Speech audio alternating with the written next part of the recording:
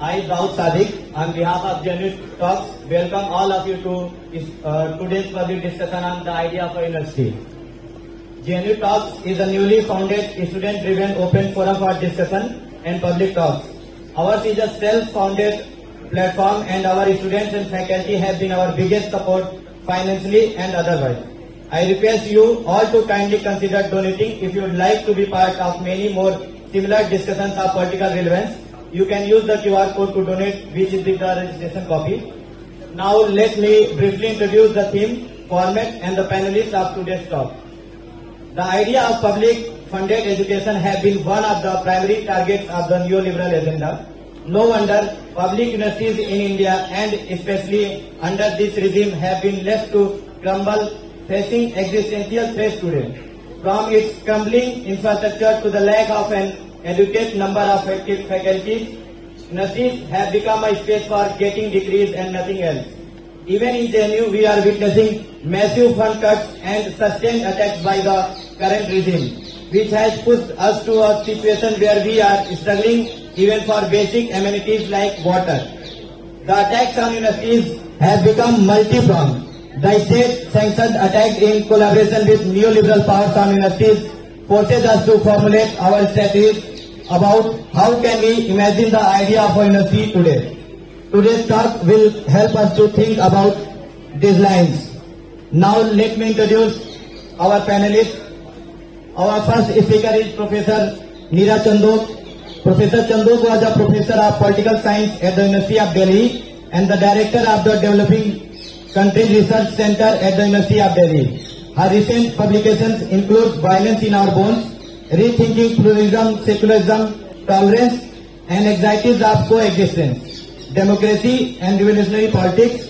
The title of Professor Chandhoke's talk is University as the Site of Critical Thinking. We welcome you, ma'am.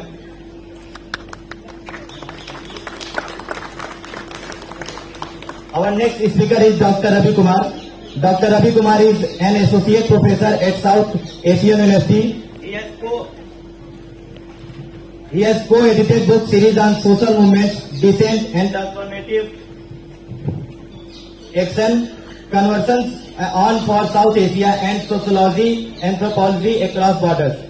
His area of research includes the political economy of identity politics, social movements, neoliberal impact on education and processes of knowledge production. Dr. Kumar's today's talk is titled Awaiting the Upheaval, Neoliberal Consensus Making in Contemporary Higher Education. We welcome you, sir. Our third speaker is Dr. Irfanullah Farooqi. Dr. Farooqi is an associate professor at South Asian University. He worked at the Department of Sociology, Aligarh Muslim University and Jamia Millia Islamia. His research area is inclined towards Islam and Muslims in South Asia, Urdu studies, South Asian social thought, sociology of literature and sociology of education. As of now, he is interested in the university-nation interface, academic freedom, secular religions, exchange, media culture, dynamics and questions related to identity. Dr. Farooqi today's talk is titled Revisiting the Idea of the Academic Community. We welcome you, sir. और हमारे जो चौथे speaker हैं professor सच्चिदानंद Sinha sir, वो उनके कुछ तबीयत खराब है जिसकी वजह से आज वो हमारे साथ नहीं है। और एक बात और मैं बताना चाहूंगा कि डॉक्टर रवि कुमार सर और इरफान सर जो साउथ एशियन यूनिवर्सिटी में पढ़ाते थे, पिछले महीने उन्हें वहां से सस्पेंड किया गया है। हम उनके साथ सॉलिडरिटी में खड़े हैं।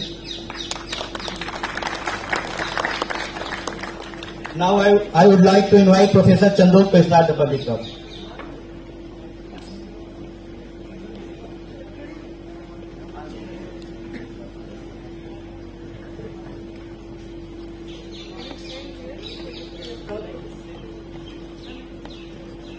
Everyone can see me and certainly hear me. Thank you.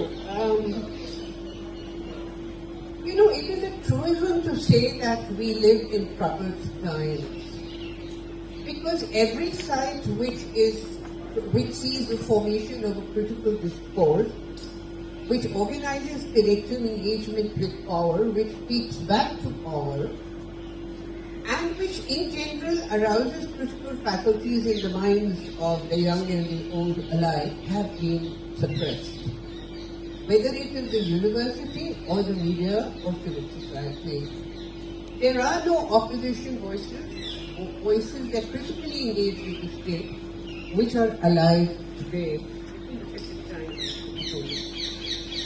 But I still dare to speak on the university because I want to really talk about what a university should be in these times where people are attacking each other, where people are being deliberately separated by policies which distinguish everyone on the basis of factors that they cannot control. For example, birth into a community, you have no control, you should not be penalized. And we probably saw a high point of this incivility and absolute barbarity in the Lok Sabha when Danish Ali and his community were attacked and others stood around and laughed while he was being dishonored and an entire community was being dishonored. So in this context, what is the university? And I would suggest that we should not think of the university in terms of function or role. What does a university do? Because a university is an experience. And I speak from long experience. I speak from long experience in the university as a student and then as a teacher. For many, I spent a major part of my life in Delhi University. A university is an experience which has little objective but the experience itself and the experience of engaging with learning. Now how you engage with learning is a different question in itself. But I want to begin with two caveats. The first is I speak of the public university because the public university was designed as an exercise in creating citizens. I don't speak of private universities, and in any case the idea that a group of industrialists who set up a university are going to tolerate critique against power was rather naive. Still, I have enormous respect for students who have got up and stood up and spoken back to power. So I'm speaking of the public university.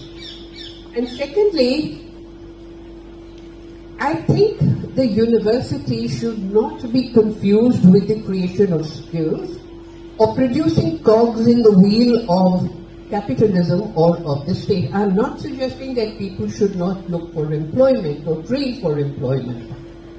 But I would suggest that the university should not be seen as a study circle or as a coaching center, which in any case do not have a good reputation. You look at the number of suicides in Kota.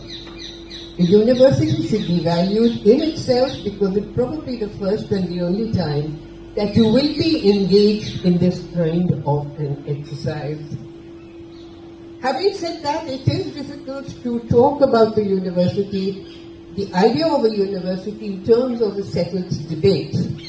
In India, I find that most of the work that are done on universities, public universities, are inevitably connected with the NEP, with the National Education Policy. And the policy itself is so ill thought out that I don't think it's worth commenting on or engaging with. But I'll briefly talk about what the university was. In the West, what are the three major formulations of the university? Now, the first idea that the secular university was because universities have been normally associated with theology in the West. Now, the first time a secular university was created was by von Humboldt in Berlin in 1810. And Humboldt was of the opinion, and he gave these two credos to universities that have been followed to the T, particularly by the American university centers, that the pursuit of scientific knowledge, and science to the Greek was knowledge, there was no notion of positive science, natural sciences, and social sciences. Science is knowledge, should be pursued in utmost freedom. The state or the market should not repress pursuit of knowledge which is good for its own sake. The second was that he believed very fervently that teaching and research should not be separated. Now, this is something that has bedeviled the faculties and teaching communities, because you don't know how to make place for research in your otherwise very crowded schedule of teaching. But teaching and research should be integrated. The phrase, the idea of the university, was, however, introduced by John Henry Newman, an Oxford man, a theologian, a scholar, a writer and a historian in 1815. Now, he gave us the normal credo that knowledge should be pursued for its own sake. The pursuit of truth is what creates a cultivated mind. This is inseparable of origin, and even a theologian for religious and theological knowledge. And teaching and research are different activities. Research should be continued outside the university. In a way, you see that the creation of a university was inescapably connected to the making of a very elite class. And a human being, men mainly, who were completely well-rounded in their knowledge, from music to mathematics to natural sciences to physics to geometry. Remember, Thomas Hobbes was geometry. He was also a physicist. Descartes was a geographer.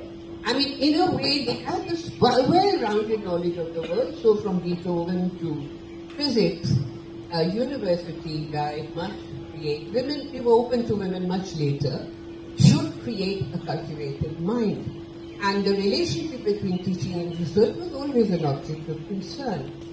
The only time that the universities were opened up for mass education was the 1963 report by Lionel Robbins, the great economist from LSE, who created this report which talked of the novel thing, cultivated mind, but he said two things which were of great importance. At a time when in England, only 4 out of 100 young persons attended universities, he spoke of mass education. And the second thing that he spoke of, Lionel Robbins, was that university education should bring recognition of common culture and citizenship. It was very easy in 63 to speak of a common culture and citizenship because the movement of mass migration had not begun into Britain. Today it probably is in. Now, in view of these three formulations on the idea of the university, the Indian university system was created with the added complexity of creating citizens. You must remember, we've gone through the Constitution, and the idea of the university was to create citizens, but the notion of the citizen was confined to the relationship of the young person or the human being with the state.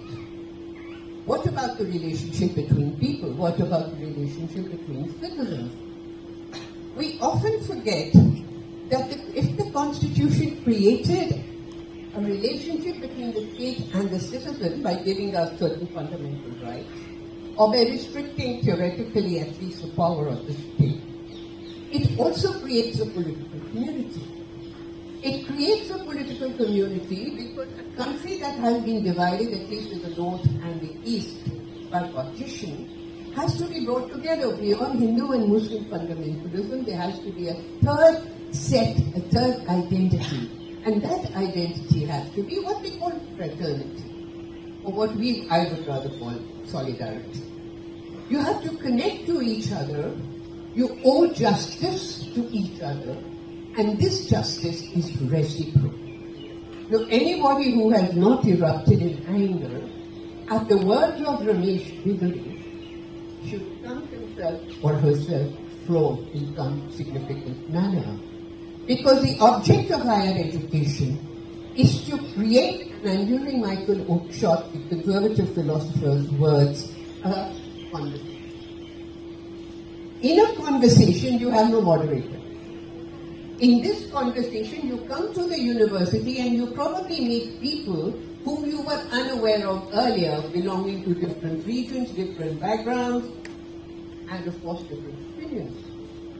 And you come together, and many people pursue university education because they're aiming for the UPSC or they're aiming for something else, going abroad, in their own little class groups, and do not connect with others. Now today, The paramount question that faces India is a question that shaped East Europe after the fall of the Berlin Wall.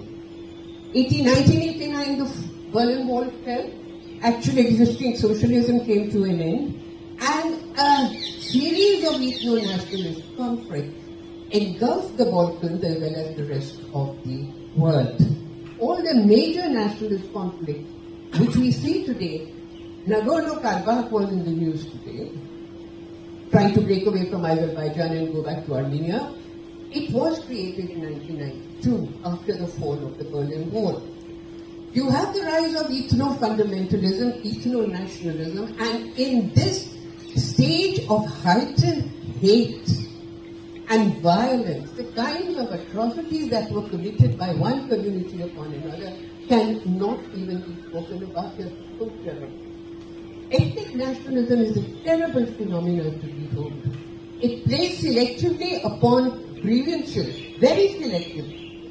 It leaves out the periods of fusion, when communities got together and created music or created literature or created architecture or created art or created common ways of worship. It focuses only on interest, without looking at the way in which kings who, every king, destroyed religious places of the other community, what is so new. But you don't look at what they hate, you look at the atrocities and blow them out of proportion. In such circumstances, the only option that political theory came up with across the world was one: dialogue. And it's let people talk to each other. In Habermas, for instance, said let them talk not only within a nation state, because the nation state is toxic. Every time the nation state is one of history's major mistakes. But let them talk in a transnational state. He completely supported the formation of the EU. Within that transnational domain, let us sit and talk about our grievances. Why kill each other? Why dishonor each other? Why cast slurs? Why dishonor an entire community according to words which would not be uttered by any civilized human being? In that sense, I think the university has a very distinctive role to play at the site of conversation. In this conversation, there is no monitor, there is no chairperson. There is no end. A conversation is an end in itself, because social engagement is an end in itself. The moment you start talking to others, the other who might have been quite unknown to you, which might have even been typed as the enemy, you start talking to them, two things happen. One is you reinstate the status of the other as a person who comes equally. We don't enter into conversation with people we think are not worthy of us. That's it. You reinstate the status of the other as somebody who comes, somebody who's worthy of a conversation. And the second is you start questioning your own preoccupations, your own beliefs, your own ideologies, your own convictions, in light of wisdom that is imparted by conversation. Remember when Thomas Hobbes sets up his Leviathan, he not only creates a Leviathan, he creates a political community. He doesn't know what to do with that political community. I mean, he has no idea. He just wants to get people together and ask the question, why should we obey the state? But in a way, the object of conversation is not to arrive at a predestined end. The object of conversation is good in its own self. It is an exercise in knowledge, it is an exercise in humanity, it is an exercise in connection, it is an exercise where you learn the difference between information and knowledge. And I'll end with just two small instances of what conversation means. As university students, we all read texts. I remember as a first year BA honors student, Lady Shriram College, the two texts we read for Harvard last week, Grammar of Politics, and I think one other which I forget. And many decades later, when we heard the President Narayanan speaking, he said, my God, Lasky, he must be from London School of Economics. The secret of reading a text is to read between the lines. That's it. And let me give you two examples which I did. The secret of higher education is not to give you the secret of higher education. The secret of higher education. Can you hear me? Can you hear me otherwise without the mic? I can speak really loud. The first is a personal experience. 1982, some of us went to watch. Those days, Prakriti Madan used to bring to international film. And you know, all the time we were watching film or watching theatre or listening to music. This is absent today. Our cultural life is barren today.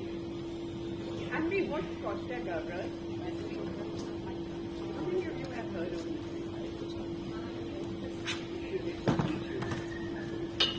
It is a story about Costa Gavras, a very distinguished director. It's about American senator who was looking for his rival son in the coup that was engendered against Salvador Allende in Chile. And all he sees is death. The director did not mention CIA, so the CIA inquired. Speaker का problem है कि mic का mic का है yes यहाँ पे तो speaker है But at the end of the film, when the film ended, the students got up, and I was told many of them were JNU students, so you have a historic legacy, and they started shouting CIA slogans and slogans against the CIA. You see, they had read between the lines that in this film, which never mentions the CIA, there is a story of how America completely abolished any kind of leftist regime. And there is a scene where Jack Lemmon, the senator, walks into a club. It is shadowed, and he looks up and he sees only dead bodies on the roof. And among those dead bodies is his son. Hello. You see, that is the meaning of reading between the lines. Reading between the lines. And the second story I have has something to do with my personal preoccupation with detective novels. One of my favorite detectives is a woman called Amanda Cross, the late Amanda Cross, who was actually a professor of English literature at Columbia, Caroline Heilbron. And he would Protagonist here, detective, is also a professor of literature. Once she's asked, how is she calculated? And she says, I am a professor of literature. I know how to read. That is what to do with information you can receive anywhere from the internet. You can Google something and get information. That's what you must know what to do with information. And that is absolutely love. It is only through conversation that we discover the difference between information and knowledge, between prejudice and knowledge, between personal beliefs which are unthought of as knowledge. And together we create a conversation, a model in a university that should be extended to the rest of the world. Because remember, it was saddled with Stalinist spirit. The only recourse was to turn your back upon the state and create webs of solidarity with each other. Through reading clubs, through libraries, through discussions. And that spirit of social association is called civil society. And in 1989, when several people assembled on the streets of East Berlin, or of Prague, or of Albania, all of the erstwhile socialists, so many powerful states fell. But they fell before peaceful demonstration. This is the model that perhaps suits us. But the notion of university as a society also leads to that is what I do.